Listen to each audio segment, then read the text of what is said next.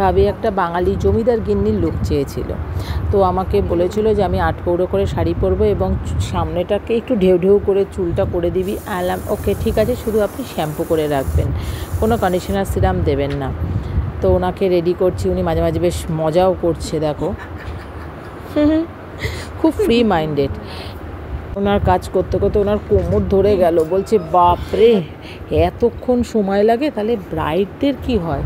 এবং ওনার মনের মধ্যে খুব প্রশ্ন ছিল। উনি আমাকে কাজ করতে করতে বলছে, আচ্ছা যারা ব্রাইডরা যখন বিয়ের সময় এরকম সাজে, চুলেতে স্প্রে করিস, রিসেপশনের সময় কি করে? মানে ওনার মনের মধ্যে অনেক প্রশ্ন ছিল যে বাঙালি বিয়েতে রিচুয়ালে কেমন কি হয় না হয়। তো আজকে ওনার একটা অকেশন ছিল যেটাতে ওনাকে মানে পুরো কনসেপ্টটা বাঙালিদের মতন করতে হবে। এবং আমি চেষ্টা করি যখন কাজ করতে খুব নিট অ্যান্ড ক্লিনভাবে, আমি যতটুকু জানি সেই দিয়ে নিট অ্যান্ড ক্লিনভাবে কাজটা করার চেষ্টা করি। তো হেয়ারটাকে আমি পুরো রেডি করে নিয়েছিলাম ক্লিপিং করে, তারপর শাইন স্প্রে দিয়ে। কিন্তু ভিডিওটা না ঠিক একটা মানে যে ভিডিও করে দিচ্ছিলো আমাকে একটু উঁচু নিচু হয়ে যাচ্ছিলো, তাই তোমাদেরকে পুরোটা দেখাতে পারছি না। তো ভাবির ভীষণ মানে একটা কথাই বলেছিল যেন উঁচু না হয়।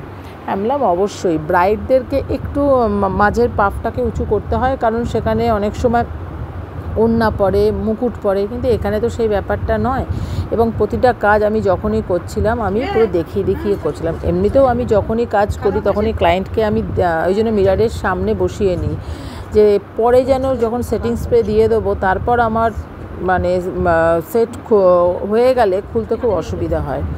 তো ওনাকে একটা একটা করে আমি বলছিলাম যে আমাকে ক্লিপগুলো দিতে থাকুন আর আপনি নিজে দেখতে থাকুন তো কিরম কীভাবে সেটটা হয়। এবং উনি মানে এমন একজন মহিলা, উনি কাজ করছেন এবং পাশেও দেখছেন কে কে চলে যাচ্ছে, তারা খাওয়া দাওয়া করলো কি না সেই দিকেও নজর দিচ্ছে, ফুল এন্টারটেনমেন্টও করছিলেন। এবং ওনার অনেক অনেক এনকোয়ারি ছিল যে আচ্ছা এইখানে যে চুলের মধ্যে এগুলো দেওয়া হয়, আচ্ছা সিঁদুর পরানোর পর তারপর মানে আমাদের বাঙালিদের কী কী রিচুয়ালগুলো হয় উনি বারবার প্রশ্ন করে জানছিলেন। আর ওনাকে আমি বলছিলাম দেখুন এই রকম ওয়েবি আপনি হেয়ার চেয়েছিলেন, এবং যখন আমি সেটিং স্প্রেটা দিয়েছি, দিয়ে বিশ্বাস করবে না তোমরা, মেশিনটা দিচ্ছি না চচ্চর চচ্চর করে আওয়াজ হচ্ছে, বলছে এই রে আমার চুলটা কি পুড়ে গেল? তো উনি খুব ঘাবড়ে যাচ্ছিলেন।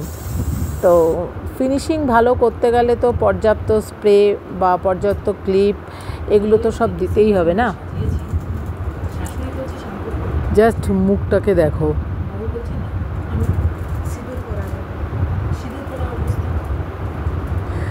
তো ওনাকে নানা রকম আমরা গল্প করতে করতে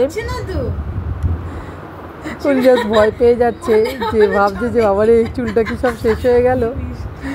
লিপস্টিকটা তখনও পরানো হয়নি।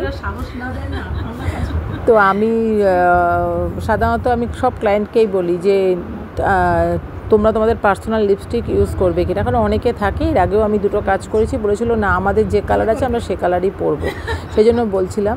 তো ভাবি আমাকে বলছিল না তুই এবারেরটা আমাকে তোর যে কালার আছে লিপস্টিকের শেড সেটাই করে দে। তো একটা নিউড শেড দিয়েছিলাম। নেক্সট যে ভিডিওটা দেব সেই ভিডিওর মধ্যে তোমরা দেখবে। এবং ভাবি এত খুশি হচ্ছিলো, বেশ নাচতে শুরু করে দিয়েছিল, বলছে আমার তো এখনই হেভি ভালো লাগছে। এবং তখন ভাইজি ভিডিও করছিল, বলছে যে বুয়া ইহা পর বল্লে বল্লে নেই, ইয়ে তো বেঙ্গলি রিচুয়াল হ্যায়, বলছে সব চলতা হ্যায়।